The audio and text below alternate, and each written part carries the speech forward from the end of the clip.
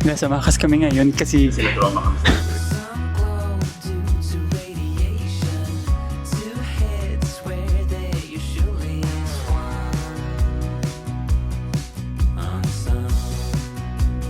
Hi! Welcome to Pattaya Island. Pattaya? Pattaya. Island? Yeah, welcome to Pattaya Island. Island ba siya?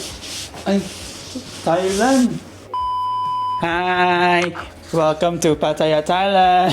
So ito yung last leg ng vacation namin. Galing kaming Bangkok, tapos nag-bus kami. Medyo malayo siya. I think 150 km, so chinek ko sa map. But yung entire experience sa bus is very comfortable kasi expressway siya. Tapos kasali yung toll gate. So ang binayaran namin sa bus na ticket is papunta here is 262 Thai baht. For both of us na yan. I think allowed lang isa per person na luggage. Meron kaming carry-on. So chinarge kami ng 20 baht each. I think reasonable ang 20 baht per luggage na excess. Kasi hindi naman win-nay, like I think per piece nila chinarge. In a bit, pupunta kami ng Sanctuary of Museum kasi nung sinerge ko, it's a must daw siya puntahan here sa Pattaya. Hi! Alright, see you there!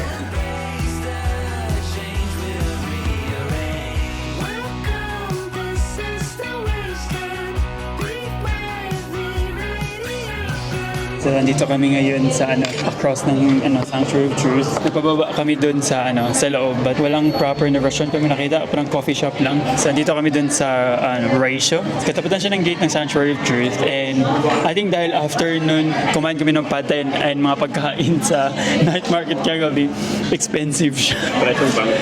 Yeah, presyong Bangkok siya, Pattaya here. So nagtatry siya ngayon bumili ng candy Filipino style. So bibili muna tayo ng candy kasi meron silang tatlo dos na. Nasa labas siya ng Sanctuary of Truth. But bawal yung pagkain sa water, so Bili naman nila sa kanya. mint na lang. How much this one? 6. Thank you. 1 baht each. 1 baht each. Yes, okay. Ate, si ate. Ba't ko na may sukli ba? Bili mo sa kanya. Thank you. Thank you, ka. Thank you.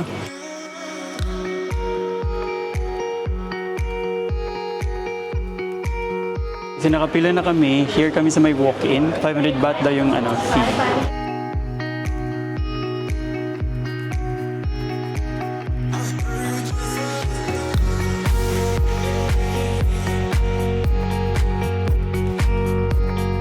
So here kami sa view deck. Nakikita mo yung temple ba yun or palace? Parang made of wood siya. Super taas niya. I think may explanation later kasi 140 yung yung English. Sayang walang Pilipino. Parang nalala ko parang dito at Scotch Rio na Gray. Yung sa Miss Universe.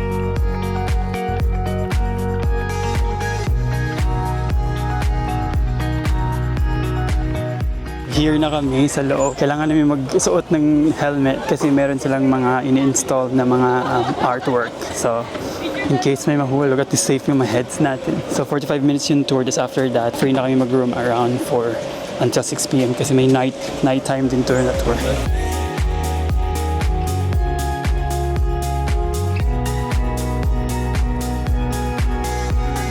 Oh my God, amazing kasi nga carving lang siya doon, di ba? So sabi natin, girl, ganda yung pinaka-the best mag-take your photo kasi sa balcony siya. So, but bababa na yung isa. So kung solo traveler ka, magdala na lang ng selfie stick.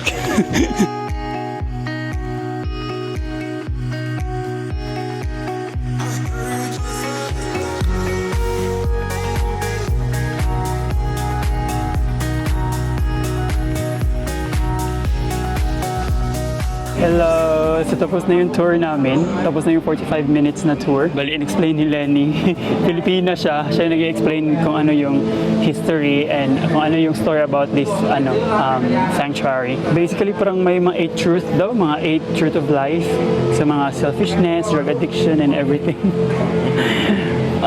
Half lang yung na-pick up ko ikaw. Nakinig naman ako. Nakinig siya. So, mga Buddhism din noon, may mga Chinese din, Hindu. So, parang nag-symbiotic. Nag-collide yung lahat ng religion. So, kahit anong religion mo daw is welcome ka here. Grabe yung craftsmanship niya. Yung the way na ginawa. So, hindi na kailangan ng nail para maging secure ang isang wood ba. Kasi whenever sila nagamit ng wood, ng nail here. Yung unang gawa nila. Ng unang gawa. So, walang yung nail. Na nire-restore. Meron daw. Meron muna temporary support. Yes. Pag okay, tatanggalin mo. Medyo mainit here sa loob but pleasant sa labas. Nakita namin yung spot kung saan si Catriona Gray naglalakad kasi tinanong ko talaga si Lenny. Sabi ni Lenny, dito daw naglalakad si Catriona Gray. So, eto, nauwi ko si Catriona. Hi Catriona, hi Cat.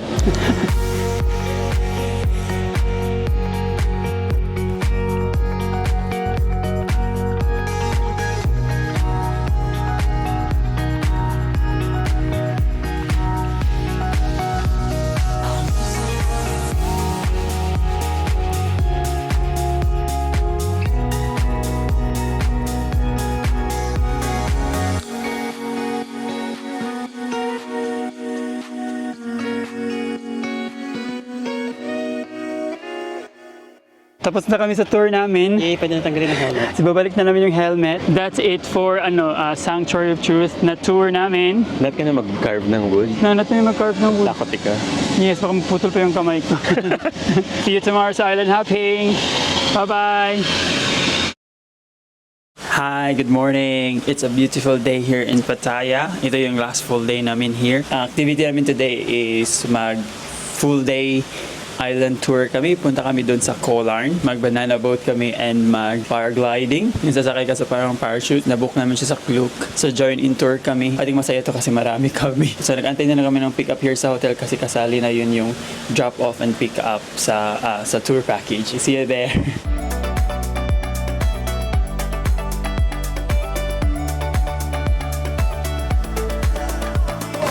Hi! So, andito kami ngayon sa, I think sa port ata nila to. So, nagsasign in kami, I think for insurance purposes. Tapos may pamigay sila tuwalya. Tsaka yung Coke. Marami kami here. But so far sa sinakyan namin na parang tuk-tuk is 7 lang kami.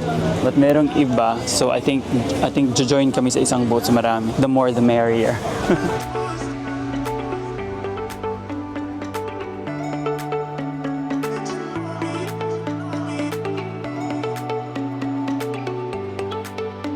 Nagsistart na kami sa makay ng boat. Medyo maalog siya today.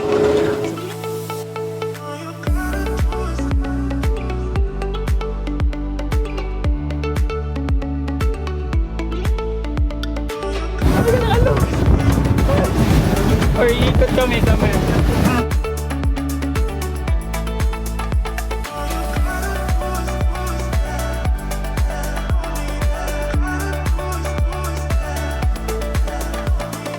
I think here na kami. Ready ka na doon mag-parasailing like that? Isa-isa lang pala. So here na kami sa parang barge sa gitna ng dagat. I think nagka-queue kami ngayon sa for parasailing. Para kami nasa palengke, ang ingay, ang daming tao here. Exciting yung parasailing. But sadly, walang tandem eh. So tig-isa kami. Isa-isa tayo. Yeah, isa-isa kami. But I think okay lang. Oh my God, super nice ng experience. So kamusta ang experience mo? Very nice. Yes. Gusto ko makawala sa ingay here. Yes. Kasi Pag-angat mo parang nag-mute. yes. Totoo kasi super ingay here sa sobrang daming tao.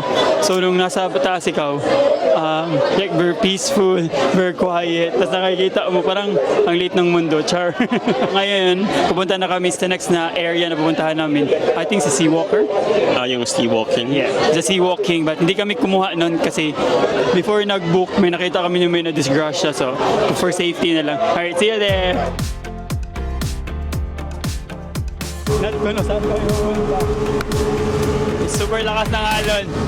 But nag-i-enjoy me.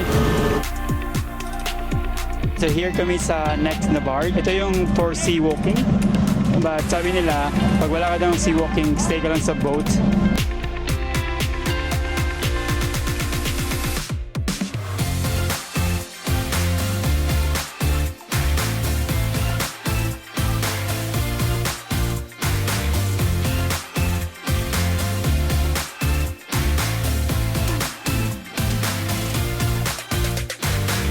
So here na kami sa bigger boat. Inaantay na lang namin sila matapos. So parang sineparate kami. Kung sino yung nag-sea walk, iniwan nila sa isang barge. So I think next dito is banana boat, which is yung nag-avail kami this lunchtime. Papunta kami sa harap. Nagsasnorkel pa din sila. Tapos may mga fighting sila. Oh! Saan? Oy! Parang umaambon siya konti. But sunny pa din siya. Tapos may overcast. Excited ka na sa banana boat? I think.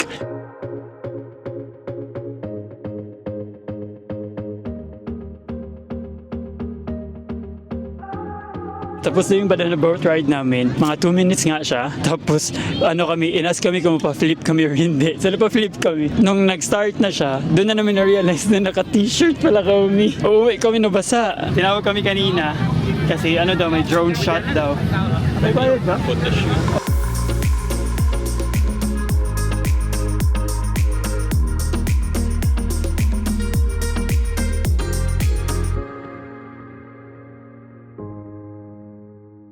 At kami ay kakain na. Gutom na kami. Wala kami makita mango sticky rice and pad thai.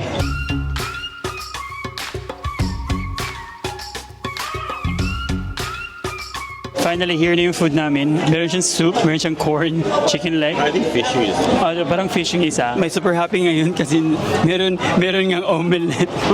Yung everyday niya kinakain. Andito yung omelette. Masarap so far yung food.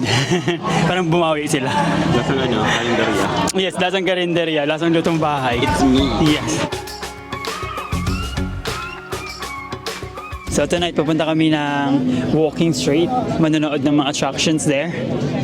ng mga attractions. Manonood ng mga attractions. Yes. See you tonight sa walking street. Sa last night namin here sa Pattaya. Or sa Thailand. Okay, see ya!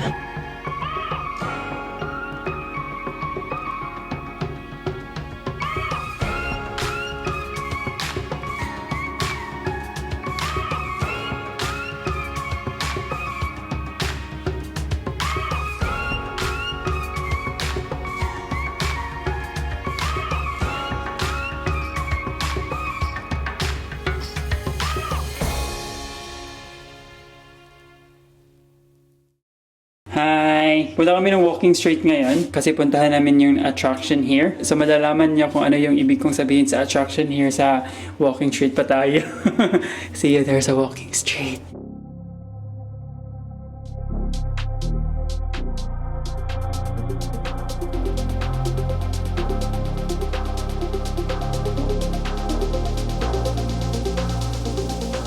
Andito na kami sa walking street. Grabe, hindi namin carry yung mga menu, may nakahubad, may mga nag-offer ng mga live show. Yes, hindi ko kaya. So, nasa Makas kami ngayon kasi na-trauma kami na nakaka-overwhelm. Pero sobrang ganda niya. Oo, super ganda niya kasi super daming ilaw, super daming nag-offer ng mga services, live sex show.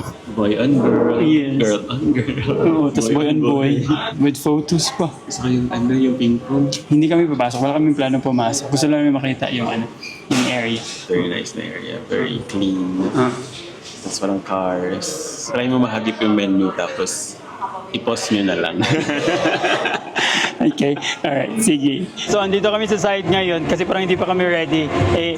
Calibrate muna namin yung sarili namin. Very sinful to na area. Pero maraming mga police here. So, I think legal siya here sa area na to. Pwede ka na mag-walk ulit? Okay. Enjoy, guys!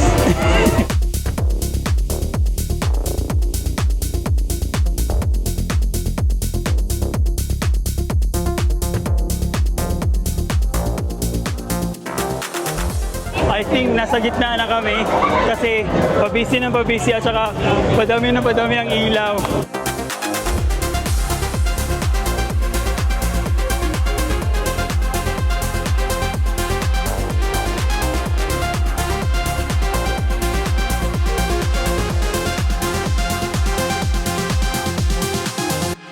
Para takbo-takbay ka, ang bilis mo maglakad. Yes, kasi natatakot kasi nag-video. Tapos ang weird nun is may mga bata, not ko na kung appropriate ba. I think depende na yun sa parents, but grabe. Okay, so andito na kami, nakabalik na kami sa hotel. What a traumatic experience for me. Na-overwhelm me dun. Sa lights, sa music, Sa fumes. Amazing experience siya overall. Super nag-enjoy me here sa Pattaya. Nag-enjoy ka? Yes. Yeah, so thank you. Bye-bye. See you ka.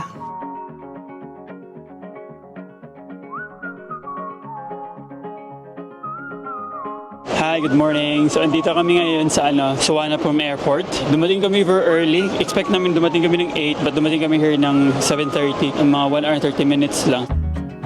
Nobody knows me like you do. You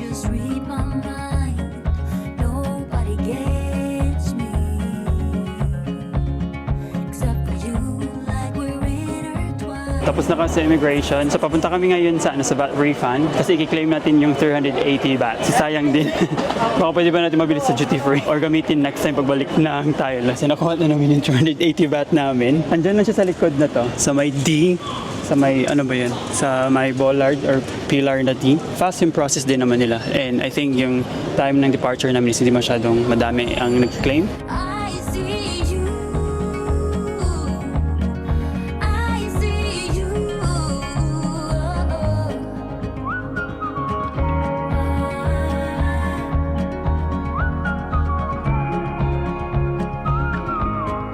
See you sa Singapore. Bye-bye. Kasi nakakaya.